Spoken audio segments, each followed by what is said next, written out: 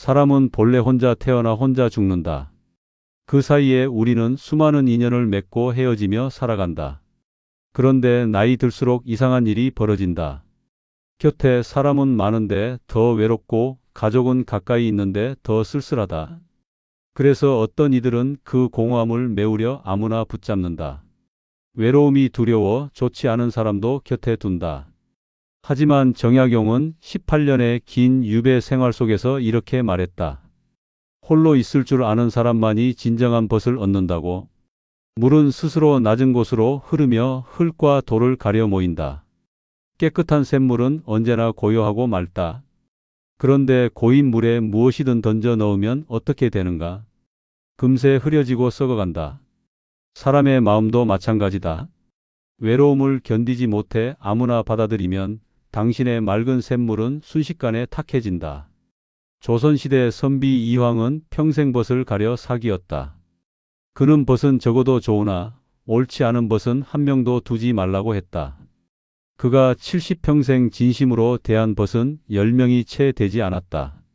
하지만 그 10명과의 교류는 조선 성리학의 거대한 흐름을 만들었다. 반대로 연산군을 보라.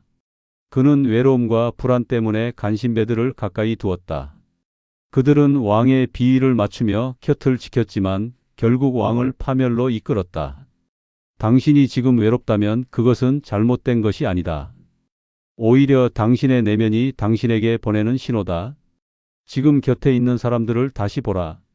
진짜 당신을 아끼는 사람인가? 아니면 당신의 외로움을 이용하는 사람인가? 첫째, 외로움은 적이 아니라 스승이다. 우리는 외로움을 병처럼 여긴다. 빨리 치료해야 할 증상으로 본다. 그래서 누군가와 통화를 하고 모임에 나가고 SNS를 들여다본다.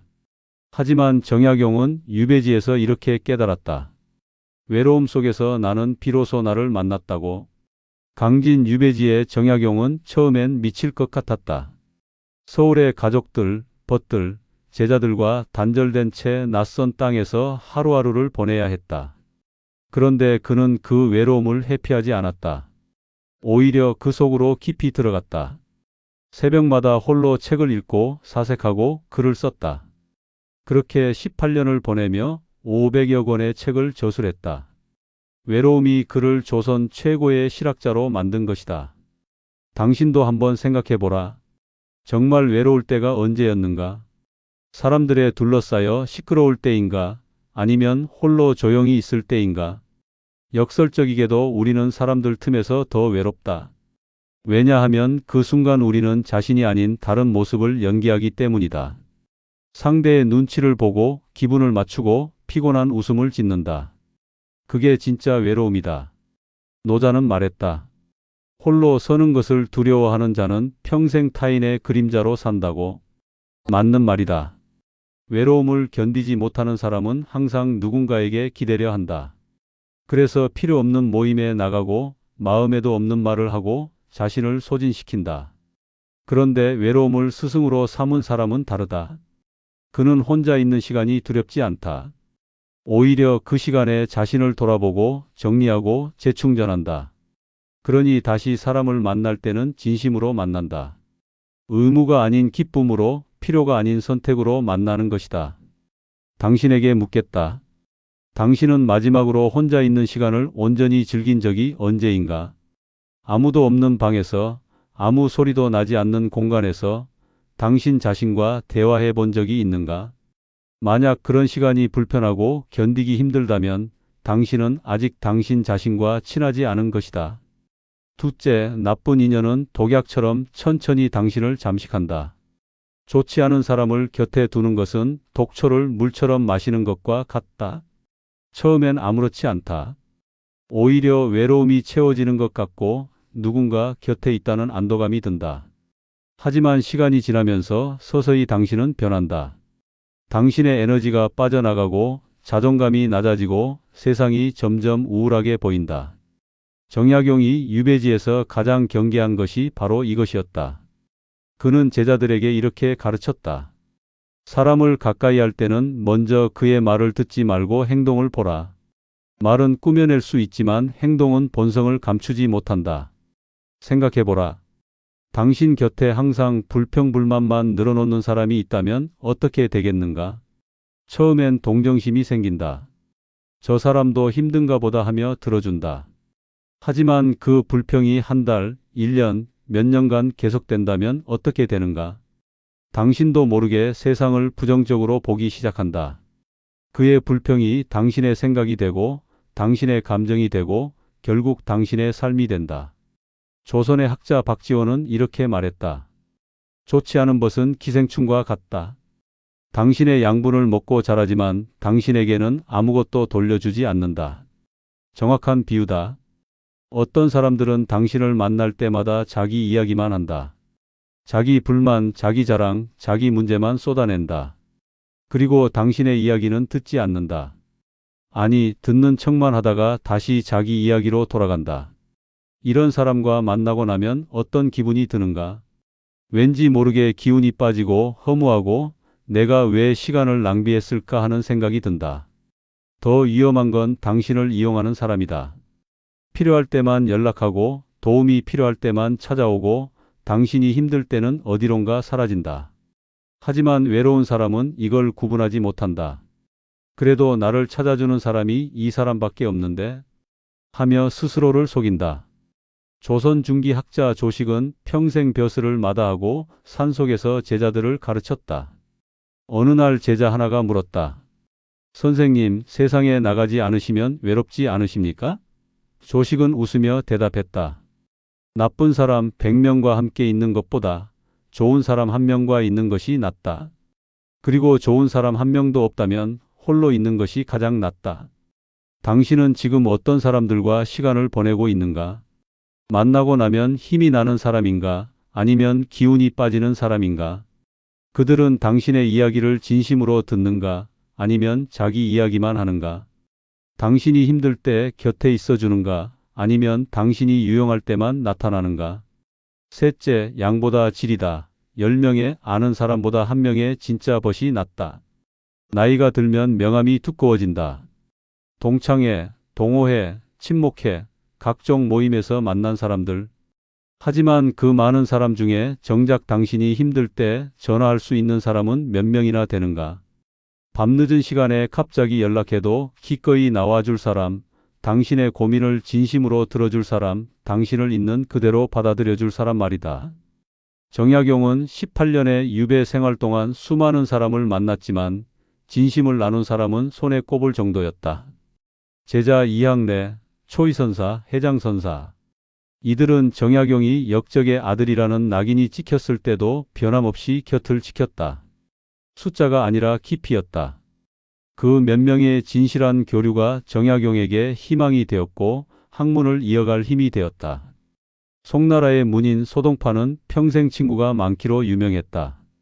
하지만 그가 정치적으로 몰락하고 유배를 떠났을 때 대부분의 친구들은 떠났다. 그때 그의 곁을 지킨 친구는 단 3명이었다. 소동파는 유배지에서 이렇게 썼다. 이제야 안다. 100명의 친구보다 1명의 벗이 얼마나 귀한지를. 현대 사회는 우리에게 끊임없이 말한다. 인맥이 중요하다. 아는 사람이 많아야 한다. 네트워킹을 하라. 그래서 사람들은 명함을 나눠주고 SNS 친구를 늘리고 각종 모임에 참석한다. 하지만 정작 중요한 순간에 그 많은 사람들은 어디 있는가? 어느 노교수의 이야기다. 그는 평생 대학에서 가르치며 수많은 동료, 제자들과 관계를 맺었다. 은퇴 후 성대한 송별회에 수백 명이 모였다. 하지만 은퇴하고 1년이 지나자 연락하는 사람이 거의 없어졌다. 그가 병원에 입원했을 때 문병을 온 사람은 단 2명이었다. 30년 지기 친구 1명과 옛 제자 1명. 그는 병상에서 깨달았다. 관계의 숫자가 아니라 깊이가 중요하구나. 당신도 솔직히 생각해보라. 당신의 연락처에 저장된 사람이 몇 명인가? 하지만 그 중에서 정말 당신을 이해하는 사람은 몇 명인가? 당신의 과거를 알고 현재를 이해하고 미래를 응원해주는 사람 말이다. 정약용은 이렇게 말했다. 진짜 벗은 당신이 높을 때가 아니라 낮을 때 드러난다. 당신이 가진 것이 많을 때가 아니라 아무것도 없을 때 남는다. 이 말을 명심하라. 당신이 지금 가진 지위, 돈, 영향력 때문에 다가오는 사람들을 조심하라. 진짜 벗은 그런 것이 없어도 당신 곁에 있는 사람이다. 그렇다면 어떻게 진짜 벗을 알아볼 수 있는가? 간단하다. 당신이 힘들 때 누가 곁에 있었는지 기억하라. 당신이 실패했을 때 누가 위로해 줬는지, 당신이 실수했을 때 누가 용서해 줬는지, 당신이 우울할 때 누가 묵묵히 옆에 앉아 있어 줬는지. 그 사람들이 진짜 벗이다. 나머지는 그냥 아는 사람일 뿐이다. 넷째, 혼자 있을 줄 아는 사람만이 좋은 관계를 만든다. 이상하게 들릴 수 있지만 가장 좋은 관계를 맺는 사람은 혼자 있을 줄 아는 사람이다. 외로움을 견디지 못하는 사람은 항상 누군가에게 매달린다. 그 매달림은 상대를 질식시키고 관계를 망친다. 반면 혼자 있을 줄 아는 사람은 상대에게 집착하지 않는다. 함께 있으면 기쁘고 혼자 있어도 괜찮다. 이런 여유가 오히려 건강한 관계를 만든다. 정약용은 유배지에서 이런 깨달음을 얻었다. 처음엔 가족과 떨어진 것이 고통스러웠다. 서울에 있는 아내와 자식들을 그리워하며 밤마다 눈물을 흘렸다. 하지만 시간이 지나면서 변화가 일어났다. 그는 혼자 있는 법을 배웠다. 새벽에 일어나 차를 마시고 책을 읽고 글을 쓰는 일상이 익숙해졌다. 그러자 역설적이게도 가족과의 관계가 더 깊어졌다. 그가 아들들에게 보낸 편지를 보라. 그 편지들은 외로움에서 나온 집착이 아니라 고독에서 나온 지혜로 가득하다. 너희는 너희 삶을 살아라. 나는 여기서 내 삶을 산다. 하지만 우리는 마음으로 연결되어 있다. 이런 태도가 진짜 사랑이다. 노자는 큰 사랑은 물과 같다고 했다. 물은 억지로 붙잡지 않는다. 흘러가야 할 곳으로 흐른다. 하지만 항상 낮은 곳으로 모인다. 사람도 마찬가지다. 억지로 붙잡으려 하면 떠나간다. 하지만 서로의 자유를 존중하면 더욱 가까워진다. 당신은 관계 속에서 얼마나 자유로운가? 상대가 연락하지 않으면 불안한가? 하루라도 안 보면 초조한가? 상대가 다른 사람과 시간을 보내면 질투가 나는가? 만약 그렇다면 그것은 사랑이 아니라 집착이다. 당신의 외로움을 상대에게 떠넘기는 것이다. 한 노부부의 이야기를 해주겠다. 결혼 50년을 맞은 그들에게 누군가 물었다. 어떻게 그렇게 오래 함께 하셨습니까? 할아버지가 대답했다. 우리는 서로 혼자 있는 시간을 존중합니다. 아내는 그림을 그리고 나는 낚시를 갑니다. 각자의 시간을 보낸 후 저녁에 만나 이야기를 나눕니다. 그러니까 50년이 지나도 서로에게 할 이야기가 있습니다. 이게 핵심이다. 함께 있는 시간보다 각자 있는 시간의 질이 관계를 결정한다. 혼자 있을 때 자신을 성장시키는 사람은 함께 있을 때 상대도 성장시킨다. 혼자 있을 때 자신을 돌보는 사람은 함께 있을 때 상대도 잘 돌본다. 반대로 혼자 있으면 불안하고 공허한 사람은 함께 있어도 끊임없이 상대에게 무언가를 요구한다. 나를 채워줘. 나를 즐겁게 해줘. 나의 외로움을 없애줘. 이런 요구는 상대를 지치게 만든다. 결국 관계는 무거워지고 의무가 되고 고통이 된다. 당신에게 묻겠다. 당신은 혼자 있을 때 무엇을 하는가? TV를 보며 시간을 때우는가? 아니면 책을 읽고 생각하는가?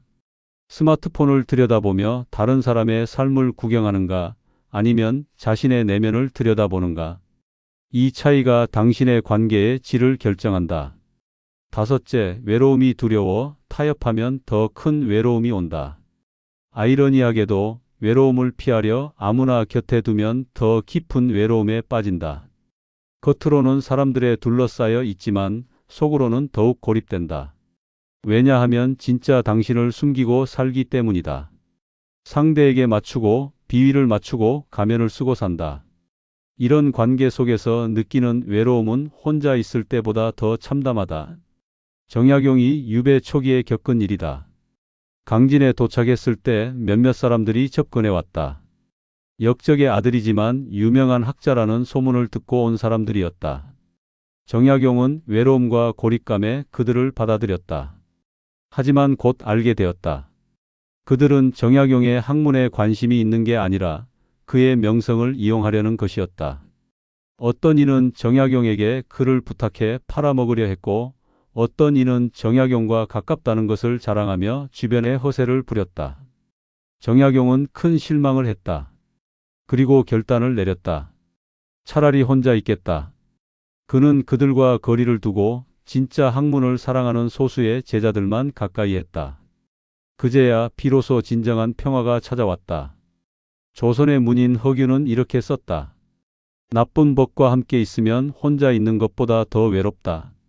왜냐하면 나쁜 벗은 당신의 곁에 있으면서도 당신을 이해하지 못하고 당신의 말을 들으면서도 당신의 마음을 듣지 못하기 때문이다. 현실을 보라. 얼마나 많은 사람들이 외로움이 두려워 원하지 않는 관계를 유지하는가. 불편한 동창 모임에 억지로 나가고 맞지 않는 사람과 억지로 웃고 하기 싫은 말을 억지로 한다. 그러고 나서 집에 돌아와 더 공허해진다. 왜 나는 이렇게 살까? 왜 나는 나 자신이 아닐까? 70대 어느 할머니의 고백이다. 60대 때 남편이 세상을 떠나고 너무 외로웠어요. 그래서 경로당에 나가고 이것저것 모임에 참여했죠. 하지만 갈수록 더 외로웠어요. 사람들은 많았지만 아무도 나를 이해하지 못했어요. 뒷담화와 시기 질투만 가득했죠. 어느 날 모든 모임을 그만뒀어요. 그리고 혼자 산책하고 책 읽고 그림 그리기 시작했어요.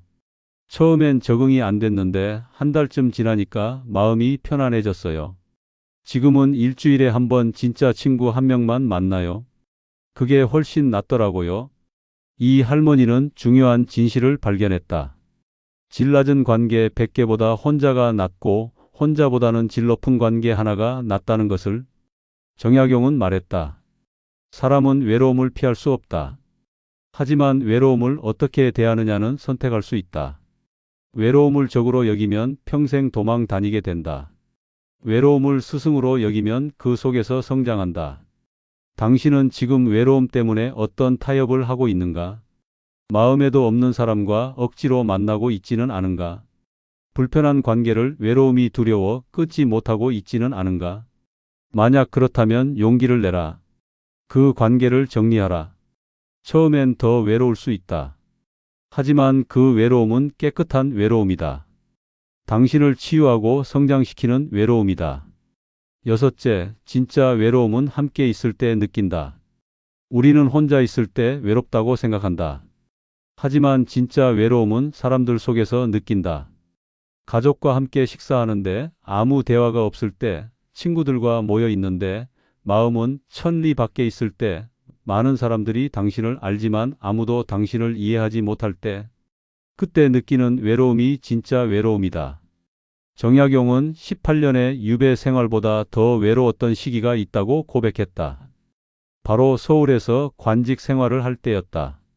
수많은 관료들과 매일 만나고 격식을 차리고 정치적 계산을 하며 살았다.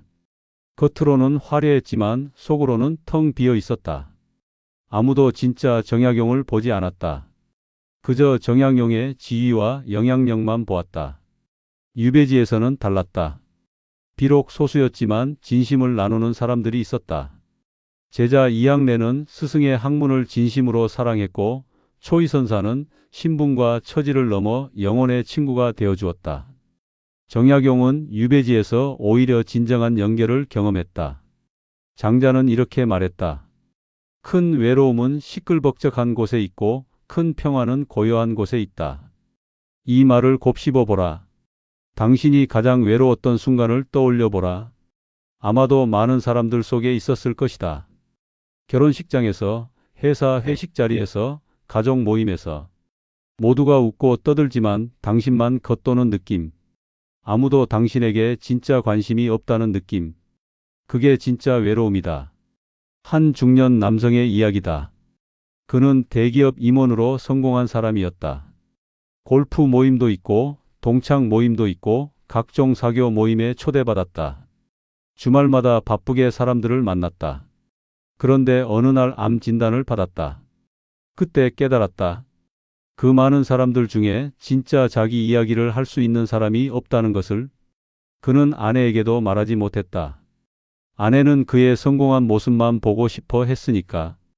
자식들에게도 말하지 못했다.